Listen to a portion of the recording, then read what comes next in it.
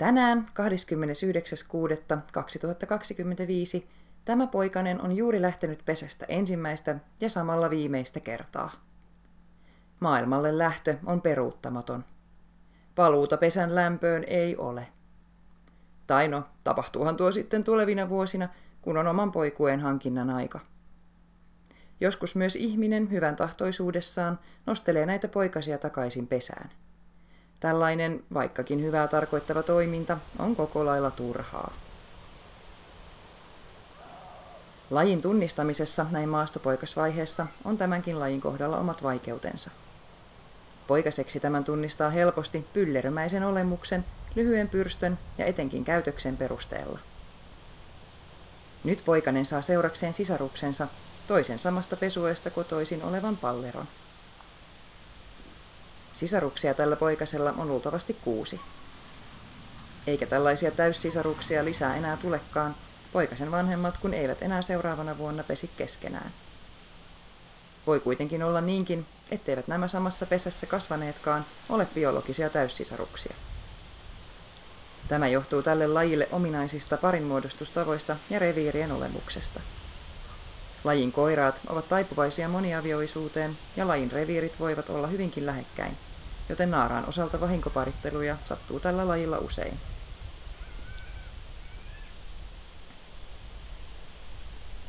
Nämä poikaset seurustelevat välillä kiukkuisenkin oloisesti keskenään. No, ääntelyn päätarkoitus lienee kuitenkin ilmoittaa emoille, että täällä ollaan ja nälkäkin jo olisi. Välillä ne hakeutuvat tiiviisti toistensa kylkiin. Vanhasta tottumuksesta onhan sitä harrastettu ahtaissa oloissa jo runsaan parin viikon ajan. Näidenkin poikasten nokasta voisin siroudesta päätellä, että kyseessä on hyönteissyöjä. Ruuakseen nämä ovat saaneet perhosten toukkia, hämähäkkejä ja muita pääsääntöisesti maanpinnasta ja oksistosta kerättyjä selkärangattomia. Tämä laji eroaa toisesta, sisarlajinaan kansankeskuudessa pidetystä lajista saalistamistekniikkansa vuoksi. Näiden poikasten emot eivät juurikaan nappaile ruokaa poikasille ilmasta, niin kuin tuo sisarlajinsa tekee. Todellisuudessa nämä 2 lajia ovat kuitenkin vain heimotasolla sukulaisia. Tuo heimoveli tai sisar, joka tässä esittää saalistustapaansa, ei ole näiden poikasten lajia.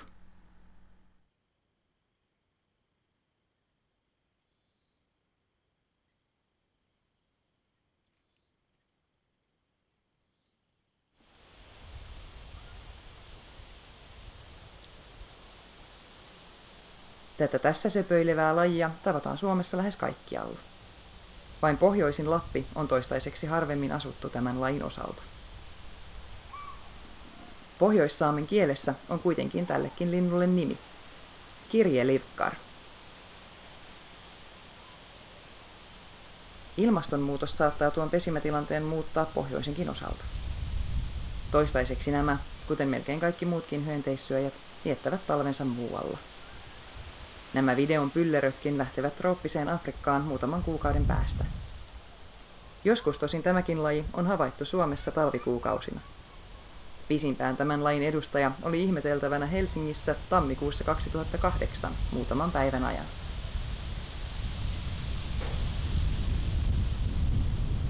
Nämäkään poikaset eivät saa olla kovin pitkään pesän läheisyydessä, sillä tämänkin kolopesijän asunto on saattanut paljastua pedoille. Emot siirtävät houkuttelemalla poikaset turvallisemmalle alueelle maastoruokinnan ajaksi.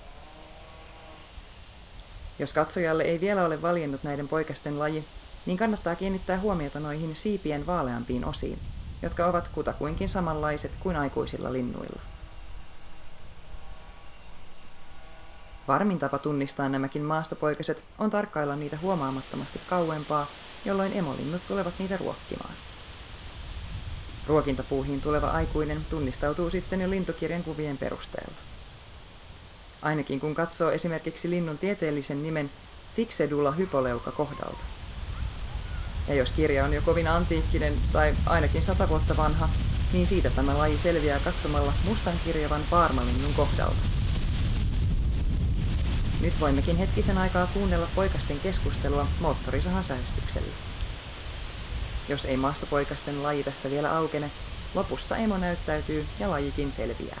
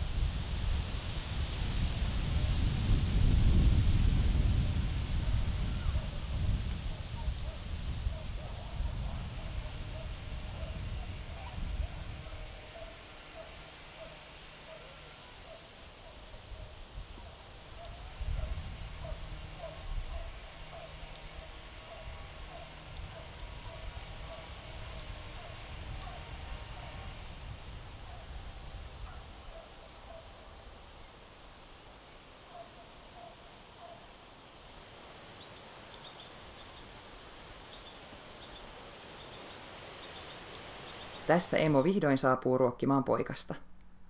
Otamme tapahtumasta pysäytyskuvan.